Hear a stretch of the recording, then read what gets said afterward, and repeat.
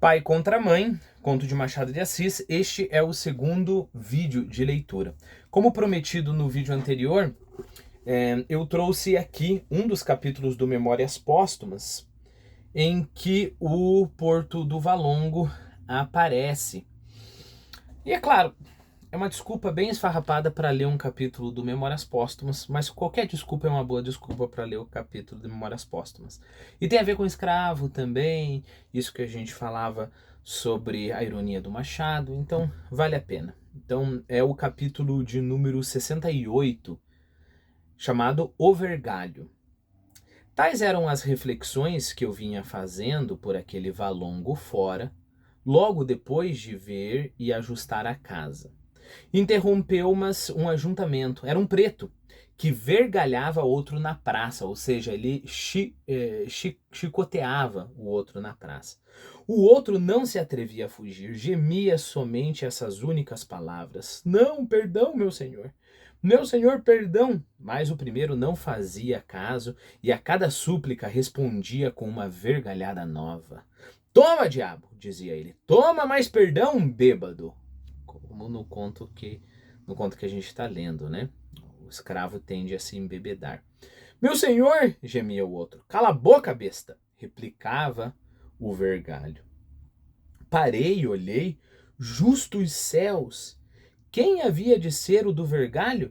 Nada menos que o meu moleque Prudêncio, o que meu pai libertara alguns anos antes.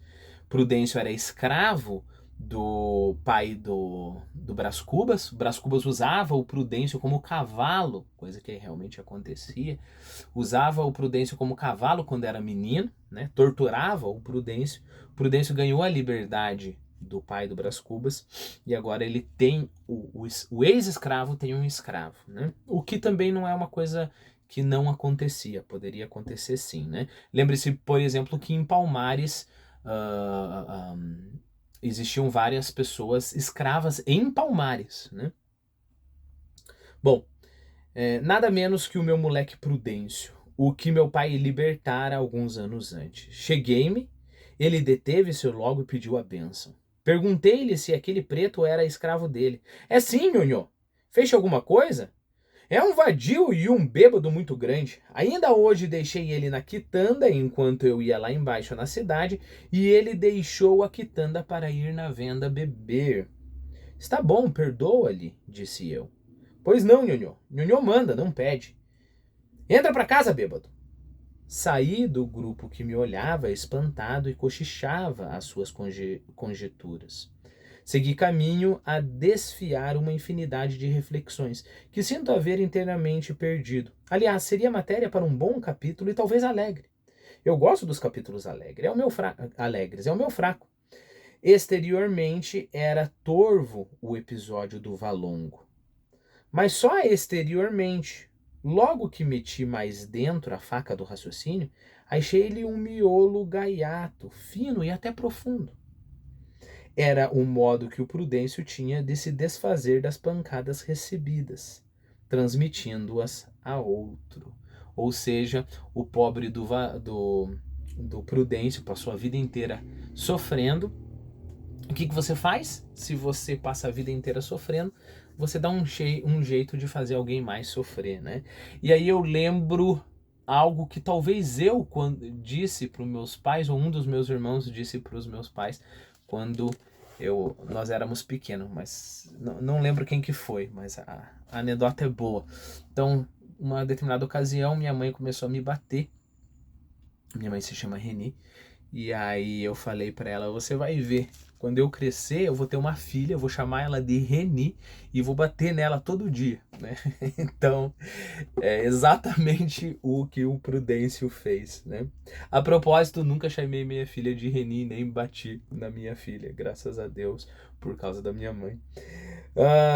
Era um modo como o Prudêncio tinha de se desfazer das pancadas recebidas, transmitindo-as a outro. Eu, em criança, montava-o, punha-lhe um freio na boca e desancava-o sem compaixão. Ele gemia e sofria. Agora, porém, que era livre, dispunha de si mesmo, dos braços, das pernas, podia trabalhar, folgar, dormir, desagrilhoado da antiga condição, ou seja, não mais preso, né? Agora é que ele se desbancava, comprou um escravo e ia lhe pagando com altos juros as quantias que de mim recebera. Vejam as sutilezas do maroto. Do maroto aqui no sentido esperto, né? Bom, então teve a história do Porto do Valongo, mas eu também quero chamar a atenção para isso que poderia acontecer, né? O escravo, é claro que, sei lá, se você é escravo, não, a bebida talvez seja uma ótima solução, né?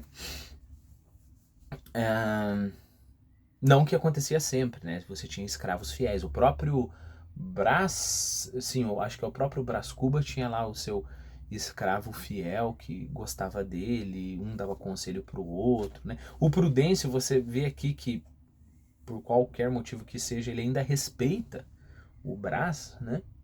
Ele poderia simplesmente mandar o Brás Cubas ir a merda, né? Sei lá, falar assim, cala a boca, você não é meu dono mais, né? Mas uma solução era a bebedeira. Outra coisa importante, eu não sei quanto a tua variante do português, mas na minha variante, quitanda é o que as pessoas geralmente chamam de hortifruti, sei lá, frutaria as pessoas chamam também, né? Até sacolão. Sacolão, na minha opinião, é uma outra coisa, aquele que tem um preço único, né? Mas para mim seria esse mercado que a gente compra frutas e verduras.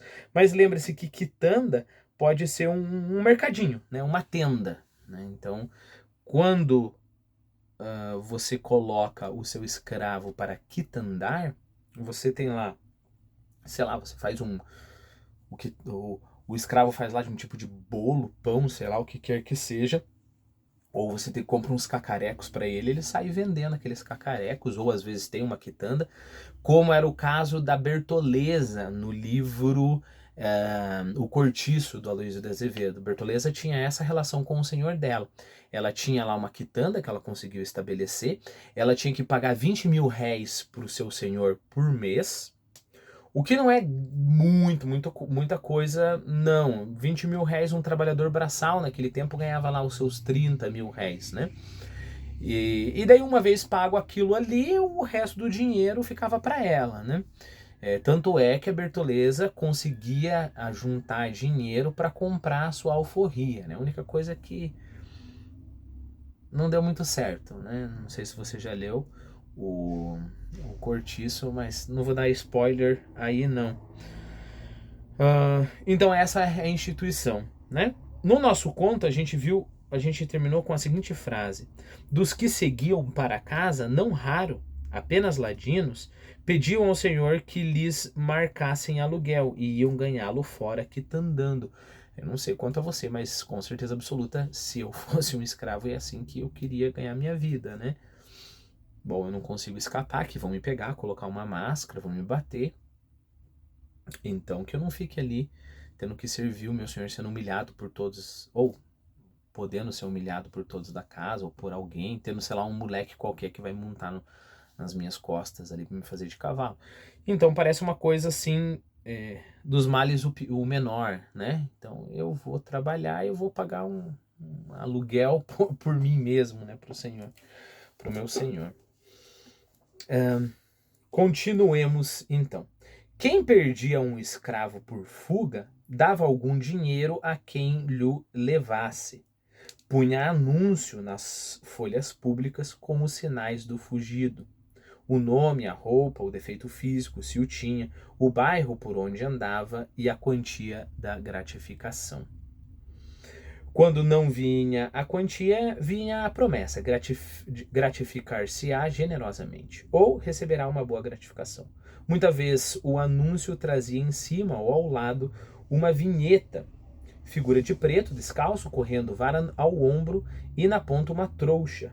Protestava-se com todo o rigor da lei contra quem o acoitasse, ou seja, contra quem desse abrigo para um dos escravos fugidos. A propósito, né, era disso que a princesa Isabel era acusada, né?